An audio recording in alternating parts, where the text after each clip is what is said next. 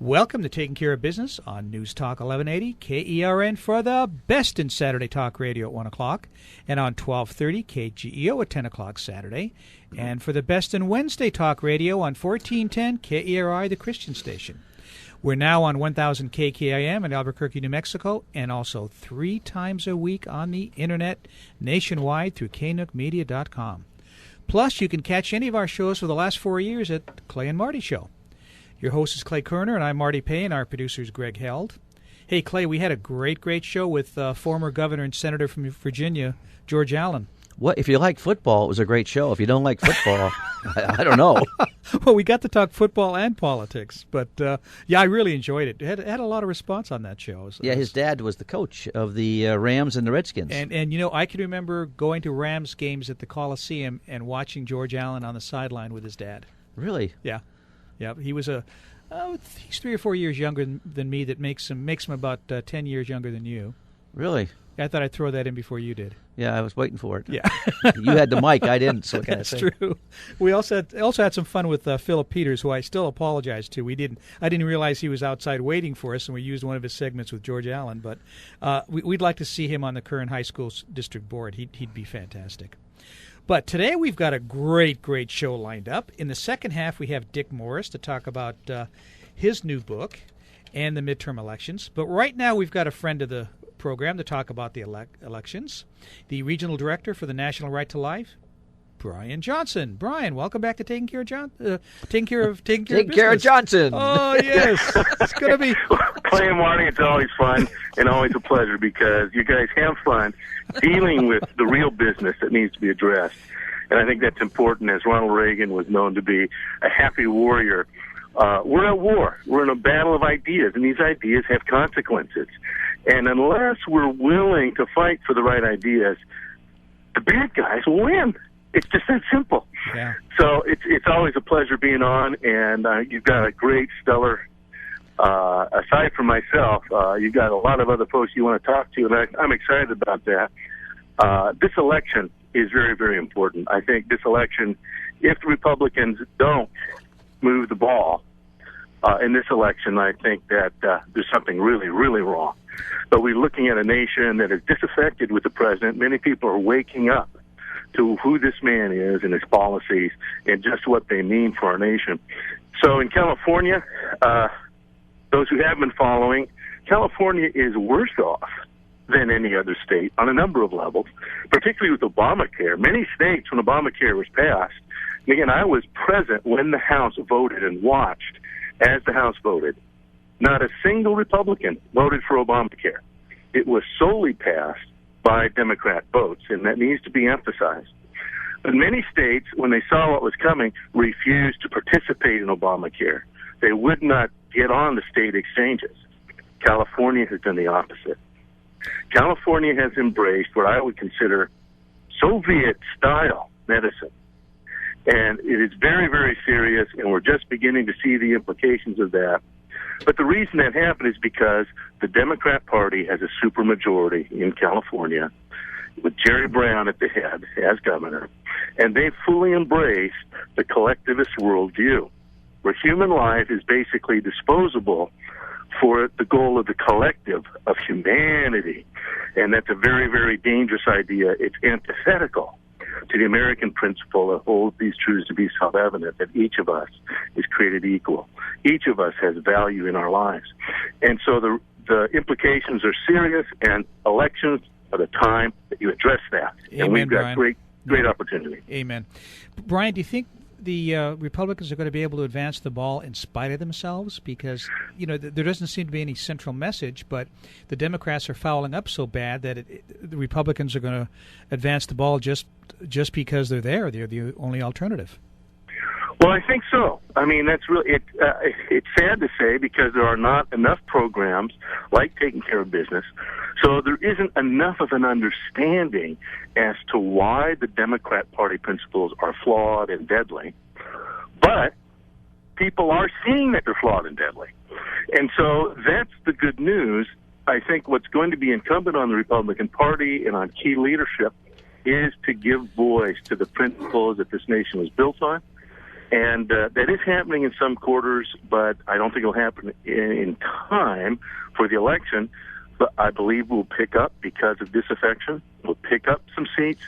And then once the Republican Party has the Senate, and once we've taken away the supermajority in the California legislature, then the Republican Party can start exercising its voice. At this point, we've been muted by a sympathetic media that's sympathetic to a collectivist worldview. And I think that our ideas, the ideas of the American system, resonate with people. And we were joking earlier that Ronald Reagan was probably the best known for being the happy warrior, for really underscoring the value of human lives and why government should be limited to only certain very narrow areas, and why human life, protecting human life, is the first role of government. That resonates with people when they hear it. So we'll have an opportunity at the election, but everybody listening needs to make sure they know who the pro-life candidates are, they know who the good guys are, and they go out and vote. Make sure your vote counts. We're not hearing about it, but what happened last cycle with Barack Obama, he won because there was a Democrat machine. A Democrat machine that actually went under the radar and motivated their individual voters. And that so machine, while we're optimistic now, but realize that they're getting out the vote. That means if you know anybody that should be voting on good principles, make sure that they vote, and they vote now, because most states now have an early voting vote by mail program. Exactly. We're having a conversation with the regional director of the National Right to Life, Brian Johnston. Brian, if the Republicans want to win, the answer is very simple. Get rid of ethics, get rid of morals, and don't be trustworthy. Follow the Rudy Salas, and you don't know who he is. In our area, Rudy Salas has nothing but negative campaigns about Pedro Rios, a former U.S. soldier who served in the Army, is a great guy. We don't do dirty politics on the Republican side, it seems, but this Rudy Salas is a sleaze bag. Well, you're really hitting the nail on the head. I've met Pedro, spent time with him. He's just an incredible guy. He's a teacher. He's a farmer.